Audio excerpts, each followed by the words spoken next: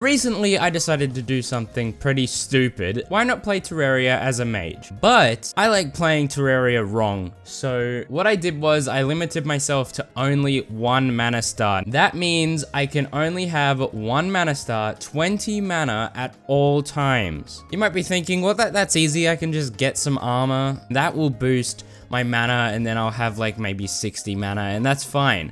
No, I cannot use any armor pieces that boost mana. Any piece of armor that gives me plus 20 mana, plus 40 mana, anything. You can probably tell this is going to be a little difficult, so let's jump right into it. And obviously I can only use magic weapons. I can't use any other weapons, anything else that damages any enemy. Now I must confess to something. I did do this on journey mode. Now before you freak out and say I'm a cheater, it's just to save time. These playthroughs take a long time just for one video, so I thought I'd try out journey mode, see if you guys care or not. You know, speed up the process. But obviously I can't use God mode or anything like that. Anything that is purely cheating. I'm purely doing this for the duplication stuff, just to kind of make things go faster. Now to make up for that, I decided to play on journey mode, but with the difficulty slider put up to expert mode. Obviously I started with a little bit more of a head start. You start with some iron tools, some fledgling wings. I obviously threw away the summon weapon. So I went east of the world just to try and find something I can get. Obviously I can't use any weapons yet. So what I did, I went down to the corruption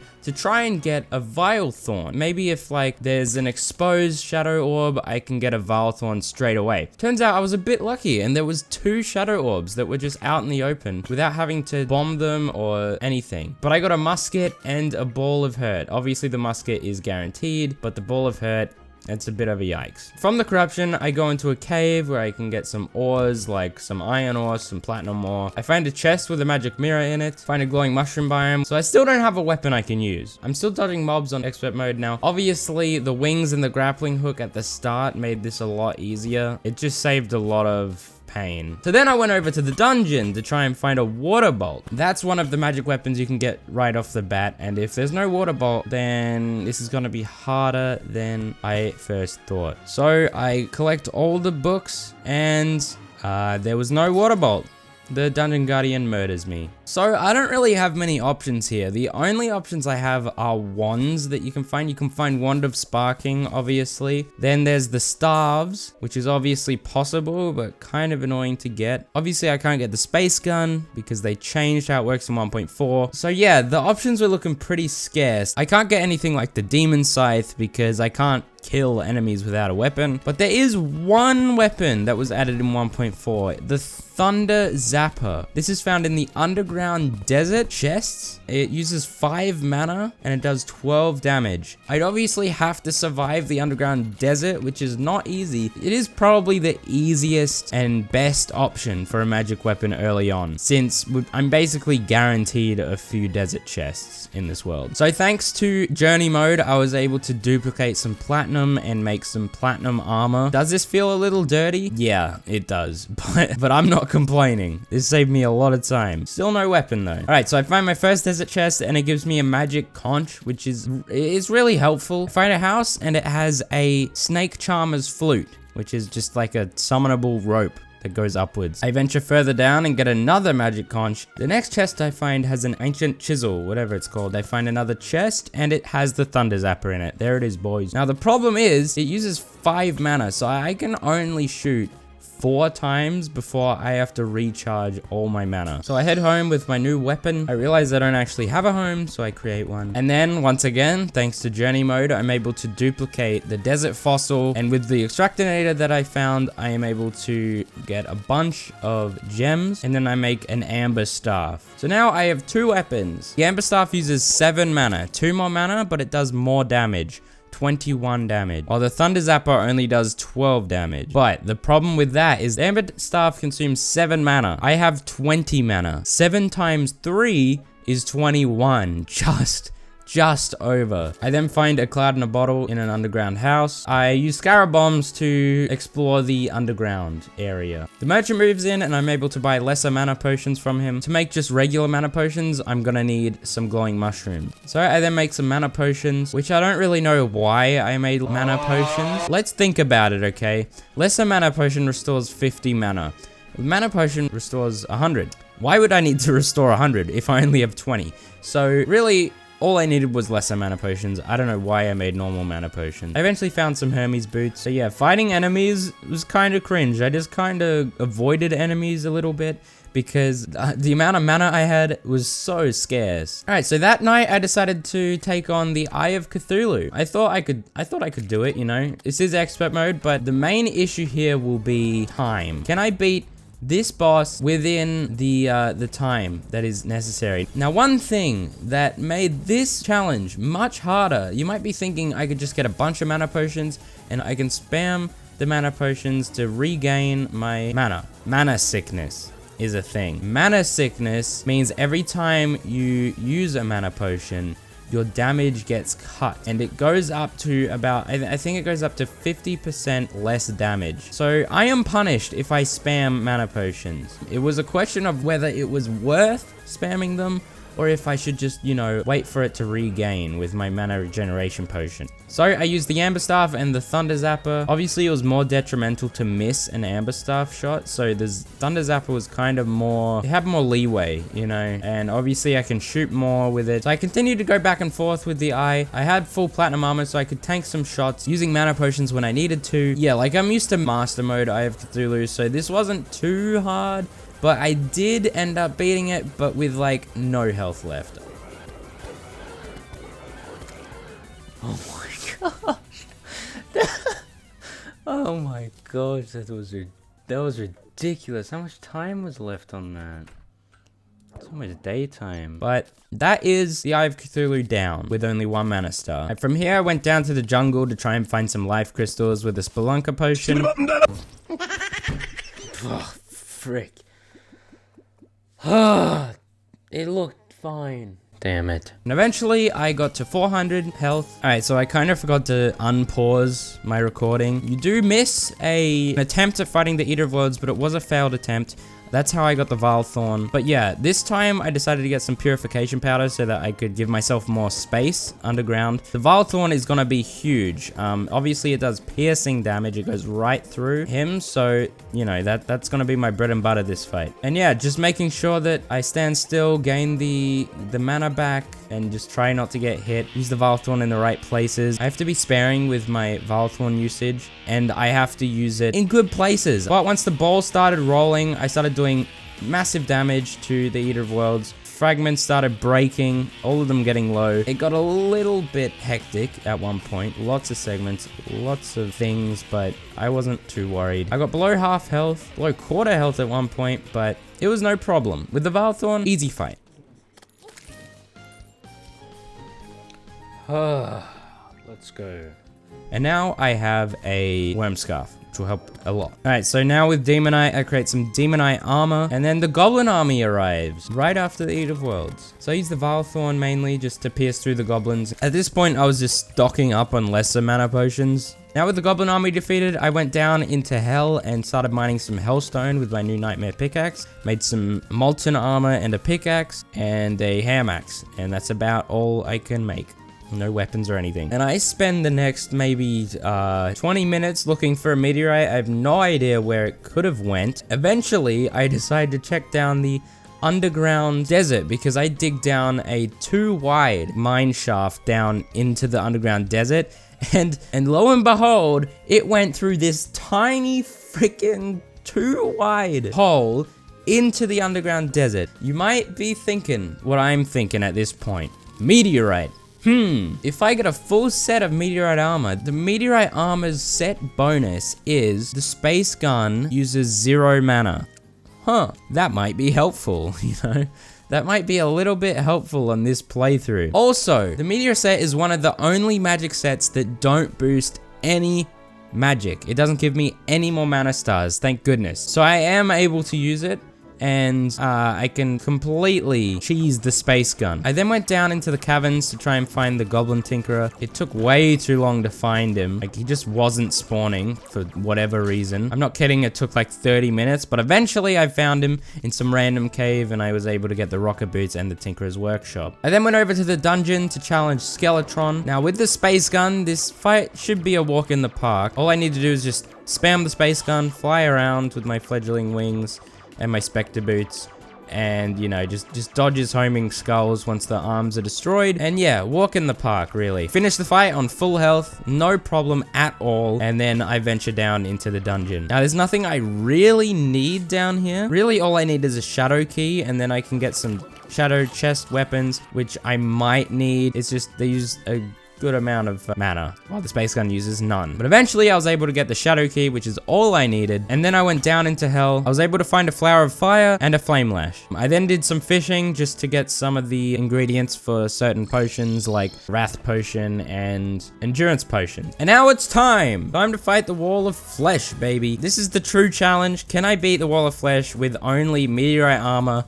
meteorite gun, space gun, flower fire, and the flame lash, which I can only use sparingly? They use a lot of mana. Like, the flame lash uses like 20 mana, and the fire flower uses like, I don't know, 10 or something. I mainly used the flame lash just to kill the hungries and everything, and then the space gun just to do the raw damage to the wall. I went along my platform that I made. Expert mode wall of flesh is, you know, much more difficult than normal mode. Normal mode would have been a walk in the park. I did run out of platform space, which was getting a little sketch, and then, you know, my laziness got the better of me because I ended up dying. The wall of flesh was too fast and I got stuck in a obsidian house. I soon learned from my mistakes and I made a platform much larger, probably way larger than I needed, and I got to work again fighting the wall of flesh a second time. And this time I did something better because I beat the wall much quicker than before, and I actually beat it before any of the extra platform that I built, so it was all a waste of time. But now with the wall of flesh defeated, we are now in hard mode. I got a clockwork assault rifle, absolute trash, and summoner emblem, absolute trash. I went over to the corruption and started smashing some demon altars to get palladium, mithril, and adamantite. Since I was on journey mode, I thought I could go fishing and get some crates and get the ores that I needed that way, which it did work. I did end up getting enough palladium to duplicate it, and I made some palladium armor. But this is my main problem. I can't make the palladium magic helmet because it'll give me extra mana. The palladium headgear increases maximum mana by 60, so I cannot use that. The other pieces of armor don't increase any maximum mana. I had to make a mask, which gave me more defense, but obviously no magic damage buffs at all. So I then went down and mined some mithril, made myself some mithril armor now with the helmet. And then I went down to mine some adamantite. I mined enough to duplicate it, and then I was able to make adamantite armor with an adamantite helmet so I wouldn't gain any mana. Still only have 1 star, as you can see in the top right. So I have a few options for magic weapons. Now we're in hard mode, but the problem is most hard mode weapons that are magic use much more mana. So let me tell you, this was a headache. I went down into the corruption to get some souls of night that I needed to craft some sort of weapon, and it was much easier to do things with meteorite armor and the space gun because I can just keep shooting it, but the damage output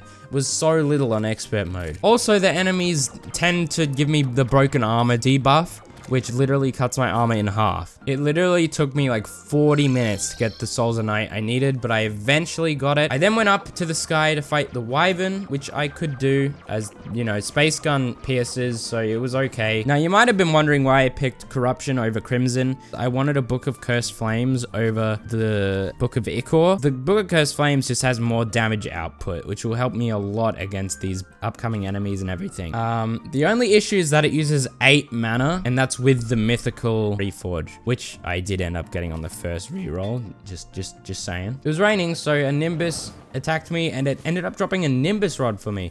Super helpful. Just some passive magic damage, and it's super worth it for the cost of mana it uses. I got a magic dagger from a mimic. The damage output and the magic dagger is decent. It uses quite a bit of mana though. I then set up an arena and summon the twins. The twins will be the first boss I will be fighting. I have to move a lot in this fight, which makes the mana regeneration kind of slow, but with the Cursed Flames, you know, the damage is okay.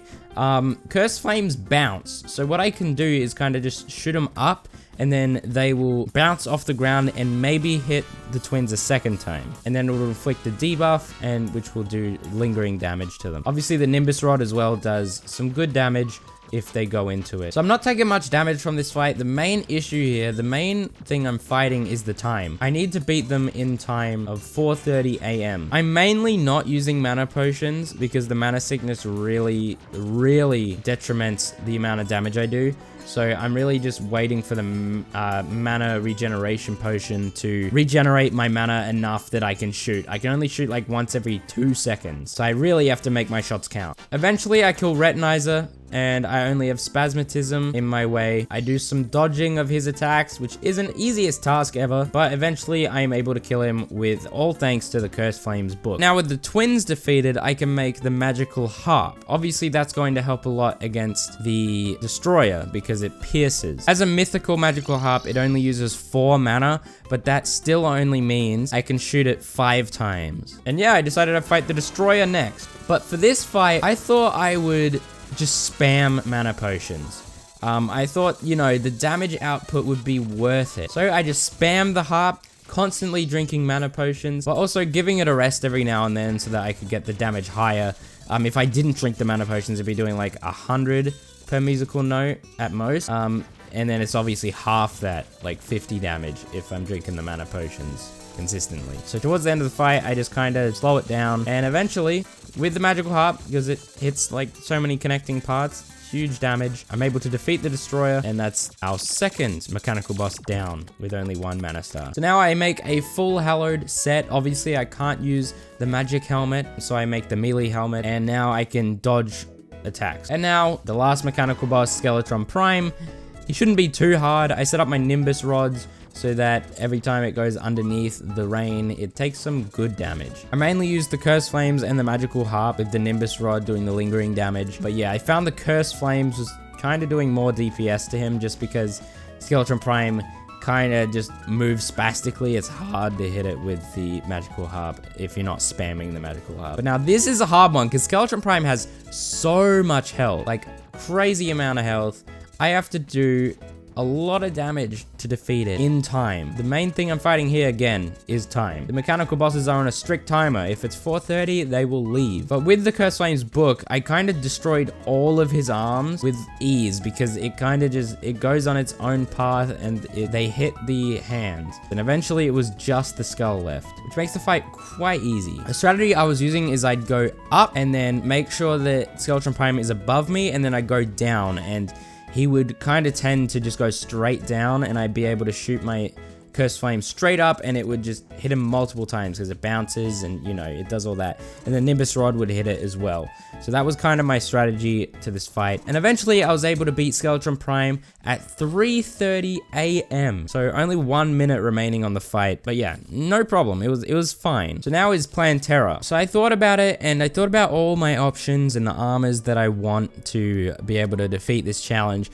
And I really wanted, after a lot of thinking, I really did. I really wanted the Old Ones Army Tavern Keeper's set. The armor that the Tavern Keeper provides for magic doesn't really boost mana at all. It doesn't give you any extra mana. So I can have a full set of the armor with no issues of that. And it boosts heaps. So I decided I'd fight the Old Ones Army, try and defeat it, get enough Defender medals so that I can get that armor. Now the best armor is only available post Golem, but I wanted to get some Defender medals rolling. But I only got to wave 3 and I lost. So I then gave it a rest for a while and moved on with my life. I then cleared out a big area for an arena. And I thought, why not fight Plan Terra, you know? It might be possible. Let's see. I still only have Cursed Flames, Nimbus Rod, and Magical Harp. But, you know, with the walls of the arena, hopefully the Cursed Flames bounce enough so that it hits Plan Terra. I then accidentally, with the Cursed Flame, summoned the Queen Bee, so I'm now fighting 2 bosses at once. Eventually, I'm able to kill the Queen Bee while Plan Terra has about 3/4 health left, and I'm able to get Plantera to half health, now in second phase. Obviously, I just need to like kite up and down, left and right, make sure that I'm dodging all of the little freaking plant things. They do lots of damage. I get down to like freaking 5 HP, 10 HP, just trying to dodge so much. I get full-on contacted with Plantera, but I dodge it. I go up, I freaking Shield of Cthulhu into a plant, and I died. But it was close. It would have been so clutch if I got that off. So I know it's possible. I know I can beat it. I just need to refine my strategy a little bit. I expand my arena a little bit more. Make sure I definitely have enough space, because the space was a little bit of an issue there. I went and found a new Plantera's bulb. I'm ready to go. And here's round 2. So much more space this time. It should be much easier. I do circles around Plantera first phase, use the harp. Eventually, it's on second phase. Now I'm using Cursed Flames mainly and just kiting up and down. Just trying not to get hit. I get really low, really early. Eventually, I'm able to heal, get my health back up. She's lower than 1/4 health now. I did set up Asphalt at the bottom, so I'm able to just run across the bottom, completely outmaneuver her. And yeah, that's basically what I did. I flew up, asphalted on the bottom, got that honey buff, and then kited up.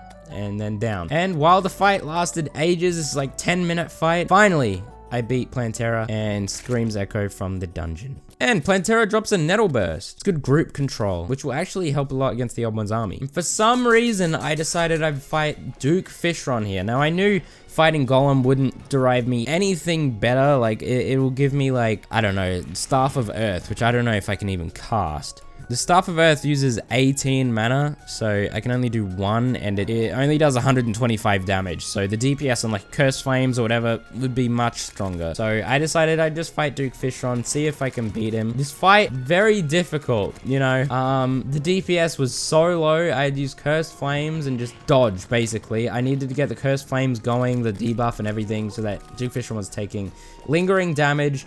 His first fight was like 8 minutes long, and I got him to about, less than 1/4 health, like 1/5 of his health, maybe 1/6 of his health, and he killed me because I missed a jump. But I got so close that I was determined that I could beat it. I thought I'd get some new wings. Demon wings just weren't really cutting it in that fight, so I got a jetpack. So I fight Duke Fishron again. There's no time limit on Duke Fishron.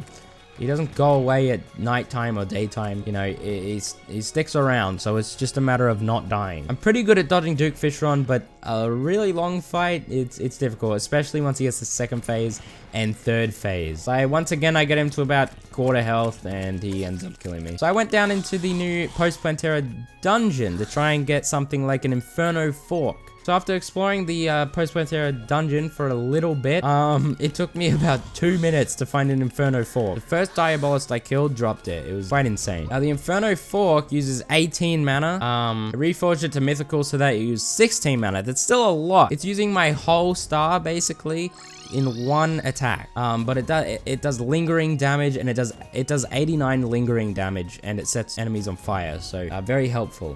Also, the Traveling Merchant moved in, and he was selling a magnet, so I was able to get the Celestial Emblem. Super helpful because it makes my mana star pickup range higher and my damage output higher. I then thought I'd give the Old One's army another try with my new weaponry and accessories. I thought, you know, maybe I'll do better, and with the Spore Sack and everything, you know, it might be easier. The Nettle Burst definitely helped. The group damage was much stronger. And this time I was able to complete wave 5, but wave 6 was too much to handle. I then attempted again, and I actually beat wave 6, which means I get 10 Defender medals from the entire thing. Now, the reason I hadn't fought the Golem yet was so that the Old One's army wouldn't be too hard, and I wouldn't be able to get enough Defender medals quickly. So because of that, I was able to get enough Defender medals to duplicate, and then I could get the Apprentice's armor, which isn't amazing, but the post-Golem armor is much better. But Hallowed armor might be debatably better than the Apprentice's armor because I get a dodge with the Hallowed armor. I then went down into the Lizard Temple to challenge the Golem, one of the most difficult bosses in the game. Everyone knows this. But yeah, all jokes aside, you know, I just used like the Nettle Burst, the Inferno Fork, the Cursed Flames. I mainly used the Nettle Burst just to do some good damage to the golem since his hitbox is quite large. And yeah, I defeated him in no time. Easy fight, easy fight. So now with the golem defeated, I can go to the Tavern Keeper and get the Dark Artist's armor. This boosts magic damage tremendously. It obviously increases like sentries and everything, but I can't use those. But yeah, it doesn't boost mana stars at all. So I have a full set of Dark Artist armor and still only 1 mana star. I fight the golem a few more times. I end up getting Xenix's wings and the dev armor. I then went and fought Duke Fishron again. I got him down into the final phase, the 3rd phase, where he starts teleporting like a maniac. Got him to a slither of health left, and I ended up freaking dying. Now, the dreadful thing about this is these fights last like minutes. These last like 10 minutes at least. So dying is the worst. It's the worst. So from here, it's either like Duke Fishron to try and get some Duke Fishron, you know, wings and magic weapons like the Razorblade Typhoon, or I can fight an event. Since the Pumpkin drops the Bat Scepter, which could be a very helpful weapon. Now, this proved to be difficult. I used the Inferno Fork to kind of like nail the Pumpkin, but I could only really defeat like 2 of them a night because of how slow the damage output is, how low my damage output was. I do lots of dodging and carefully placed Inferno Forks, and sometimes I died from the Pumpkin, which was really freaking sad. And sometimes the Pumpkins didn't drop anything, and I was trying to get one specific item. After 4 Pumpkin Moon events, I finally defeated enough Pumpkins to get the Bat Scepter. I also got a Spooky Twig to allow me to get some better wings. I got the Bat Scepter to Mythical. It only uses 4 mana, and it shoots multiple bats at a time that home in, so it's a really helpful weapon in this playthrough. And I'm being honest, it probably was the best weapon in this playthrough. So now with the best armor I can really get, Spectre armor didn't really compare to the Dark Artist armor. So now with the best armor I can get and the Bat Scepter, I thought that I'd fight the Empress of Light. With the Bat Scepter, spamming it, trying to kill the Empress of Light, I thought, you know, it could be possible. As soon as I got the Empress to the 2nd phase, she killed me very quickly. She was on half health and destroyed me. My movement was not great against her though, so I set up an asphalt bridge and I try again. This time, an even worse display because there was a possessed armor just freaking standing in the way. Then I thought I'll fight Duke Fishron instead then. If Empress of Light is too hard, I'll fight Duke Fishron with my new Bat Scepter. I finally get Duke Fishron down to his last phase. He's so close to death. We are close to death kind of as well. Dodge the attacks and yeah, he had like maybe 10 health left. Look at the health bar. There's nothing left. He was so low. I give it another attempt, dodging his teleports at the right time, which is really hard to get down sometimes. Expert mode Duke Fishron is not the easiest task, but I did it. I beat Duke Fishron, finally. Now the treasure bags require 3 to research, so I decided I'd gamble, open it up, try and get what I needed, like Razorblade Typhoon or the wings, and I got neither of those things, so let's just try that again. Now, keep in mind, every Duke Fishron fight takes about like 5 minutes, and I end up dying on this next one. This next time I do beat him, and I get the bubble gun, which is a weapon that I was thinking about. I did kind of want to try this one out. It uses 3 mana, which is a low amount. It just has a very short range. I soon realized that the Bat Scepter is just superior, especially in this fight. So I just spammed that, and I got it to about quarter health and died. But this time, on almost full health, I actually was able to beat the Empress of Light. So this, I don't know what happened, but this time it was much easier. Now, the Night Glow, which is a weapon that drops from Empress of Light, a magic weapon, it uses 23 mana, which means it's probably not worth using since it uses so much mana, and the Bat Scepter is just probably better overall. So I went over to the dungeon, happy with the things that I have. I was happy with my wings, with the soaring insignia. I decided I'd fight the lunatic cultist now. So yeah, I kind of got absolutely served because the Bat Scepter doesn't know what freaking lunatic cultist to hit. The dragon killed me in the end. So I made another house for the nurse, and then I challenged the lunatic cultist once again, mainly using the Bat Scepter. It's just really the superior weapon in this situation. So this time, even though I did summon the dragon at one point, I was finally able to defeat the lunatic cultist and summoned the celestial pillars. I set a home in the solar pillar, and I thought I'd get it out of the way early on, and I was getting absolutely served by this freaking pillar. But after a lot of deaths, I finally defeated the solar pillar and was able to move on. Next is the nebula pillar. This one was much easier. I just kind of flew around. So with the nebula pillar destroyed, I was able to create the nebula weapons, that being the nebula blaze and the nebula arcanum. They do high damage, but they use a lot of mana. The nebula arcanum actually I could not even use.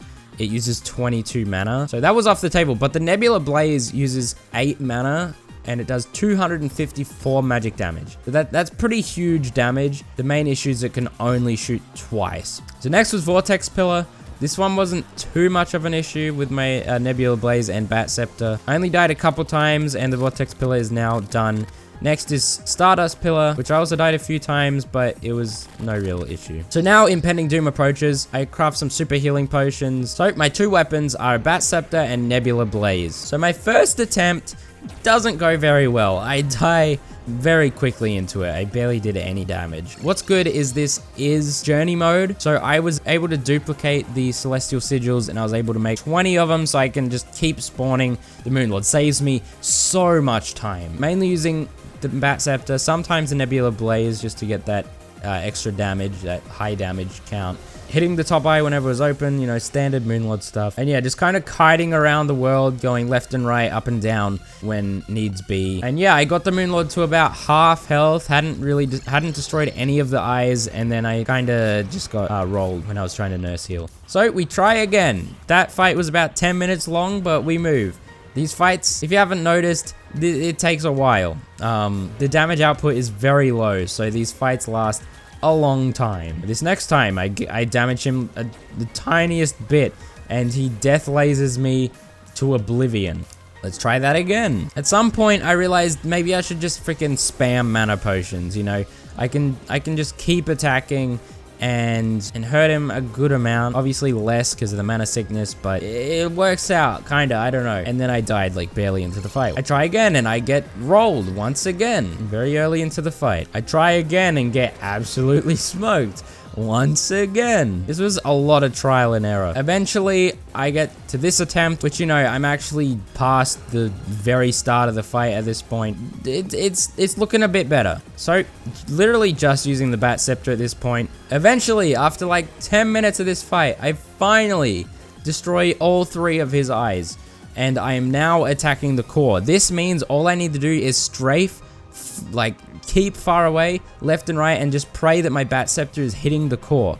That's all I need to do. Just mana potion, dodge the eyeballs and everything, soaring insignia, clutch, just letting me fly forever, and just keep shooting the Bat Scepter at the core, making sure he doesn't leech either. At this point, I realized that maybe I should use the Nebula Blaze, you know, just mana potion and nebula blaze constantly, because it homes in on the core, does lots of damage, actually kills the leeches much quicker than the Bat Scepter, because some leeches were getting through.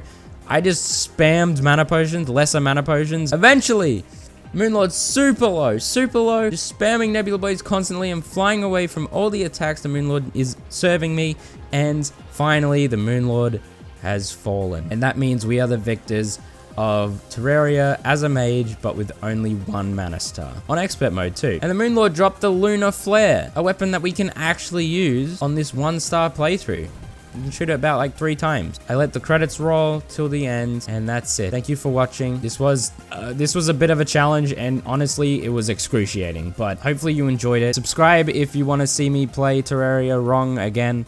I do this every now and then, and yeah. Thank you guys so much for watching and supporting me on this channel. It'd mean the world if you showed it to your friends so that I can kind of reach out to more people and they can see my content. So yeah, I'll see you guys in the next video.